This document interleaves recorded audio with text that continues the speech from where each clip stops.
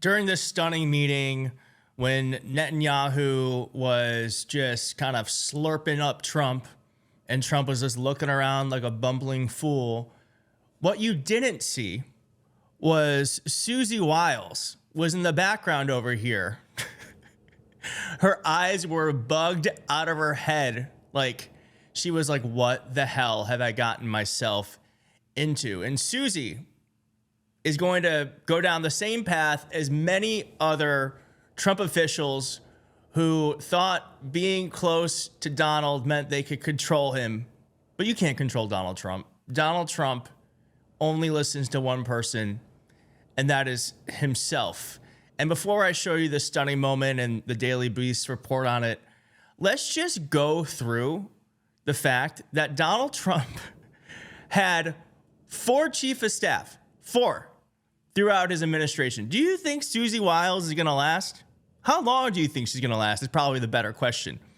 I think we should have some sort of countdown, because I don't think Susie Wiles, who's actually, from what I've read, a relatively normal person, is going to make it that far in this administration. Donald Trump lost so much. Sorry, I laughed to stop myself from crying. But Donald Trump lost so much staff that there's a literal Wikipedia page on it. List of Trump administration dismissals and resignations. This doesn't exist for Joe Biden, for the record. It's just, look at this. There's so much. So many people left because they all know that what Donald Trump did with this announcement with Gaza is just what he does.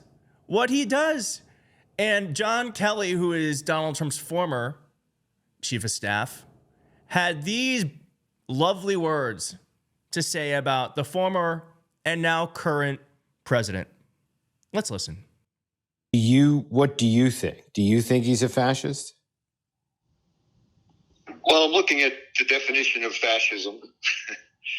It's a far-right, authoritarian, ultra-nationalist political ideology and movement characterized by a dictatorial leader, centralized autocracy, militarism, forcible suppression of opposition, belief in a natural social hierarchy. So certainly, in my experience, those are the kind of things that he thinks would work better in terms of running America. You know, again, back to this issue. All right. So basically, I mean, that's a really long-winded way of saying, yes, Donald Trump is a fascist. That is his former chief of staff. I just can't wait to hear what Susie Wiles says about Donald Trump when she is inevitably fired or she quits, because there is a list of people who have worked with him who now have a lot of words to say about Donald Trump. As we saw, John Kelly called him a fascist. He said, certainly prefers the dictator approach. Mark Milley, who was his joint chief of staff for 4 years, says that he's a fascist to the core, was doing great and irreparable harm to the country. Mark Esper, who is his Secretary of Defense, we've fallen far from Mark Esper, has said Trump has the inclinations towards fascism. I think it's something we should be wary about. I'm thinking about that and how he wants to take over Gaza. They were all right. This is James Mattis, another Secretary of Defense, an actual, person qualified for the job, saying he makes a mockery of our Constitution. John Bolton, his national security advisor, said that Donald Trump is unfit to be president. Rex Tillerson, his Secretary of State, these are people who are in his cabinet, said that Donald Trump is pretty undisciplined and doesn't like to read and doesn't read briefing reports. Omarosa, who is a reality TV star and also a White House aide, because of course, said that Donald Trump is a con man. Mike Pence, his vice president, said that anyone who puts themselves over the Constitution should never be president of the United States. Well, he is, and he did. Susie Wiles, let's just look at this. If a picture is worth 1,000 words, this one's worth 1,000,000. My God, she is just like, what have I gotten myself into? The Daily Beast reported on this moment saying, Susie Wiles shoots daggers at Trump during unhinged Gaza press conference. They got another photo here. God damn it.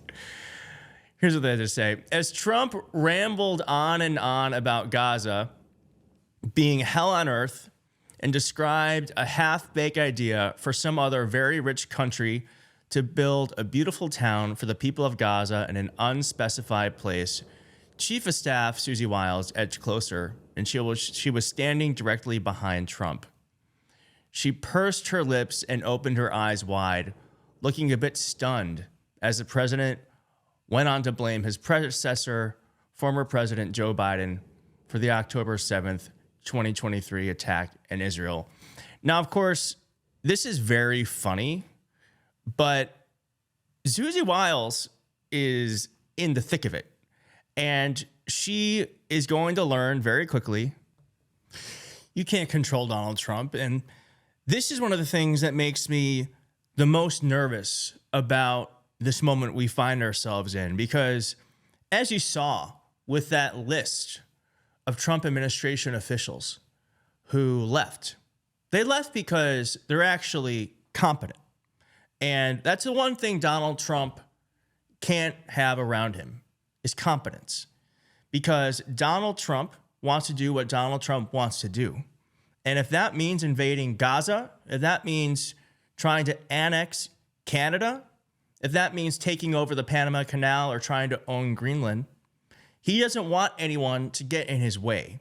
And that list of Trump administration officials, this is a list, this is like a cemetery of people who thought that Donald Trump was an actual executive, someone you could work with, someone who actually wanted to make the country better, someone who actually was serving the people. These are people who actually wanted to serve America, more or less.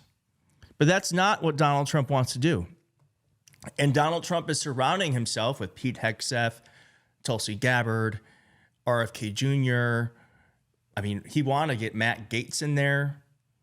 These are people who want to go after and support Donald Trump's worst impulses. So there's going to be no check on this administration. We've seen that with what's been happening within our government for the past 2 weeks. So this picture to me, though we'll never know why Susie Wiles looked distraught, I think it's because she's relatively competent.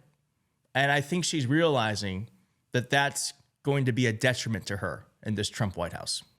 Well, I wrote a book after a long journey and a ton of work. I am really thrilled with how it turned out, and I hope you'll read it. The book is called The Echo Machine. And in a nutshell, it looks at how American politics got so broken, who has already figured out solutions, and how we can try to fix it and stop the terror of Trump for the next 4 years. With Trump winning this election, The Echo Machine couldn't be more relevant, not only a warning about how we got here, but also about what might be coming and how to prevent the worst outcomes.